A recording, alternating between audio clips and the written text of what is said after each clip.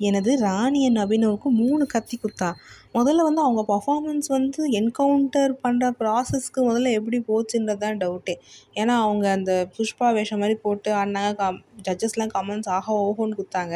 ஒருவேளை எல்லோ லைட்டான்னு எனக்கு தெரில. அப்படி இருந்தால் தானே என்கவுண்டர் ப்ராசஸ்க்கு வர முடியும். அதில் வந்து அவங்களுக்கு வந்து 3 கத்தி குத்து வந்து வாங்கியிருக்காங்க.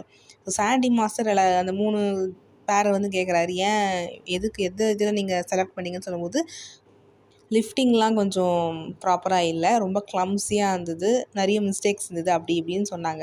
உடனே சாண்டி மாஸ்டர் செம்மையாக கோவப்பட்டார். இந்த மாதிரி நீங்கள் இந்த மாதிரி சின்ன சின்ன விஷயங்கள்லாம் நீங்கள் பார்த்தீங்கன்னா, இப்போ நாங்கள் அந்த மாதிரி பார்க்க ஆரம்பிச்சோன்னா நீங்கள் யாருமே இங்கே இருக்க மாட்டீங்க அப்படின்னு சொல்லிட்டு அவர் காண்டாயிட்டார்.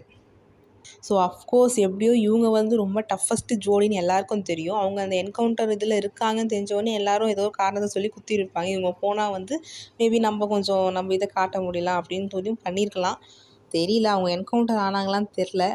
பார்க்கலாம். Let's see. உங்கள் கருத்துக்களை கமெண்ட் செக்ஷனில் ஷேர் பண்ணுங்கள்.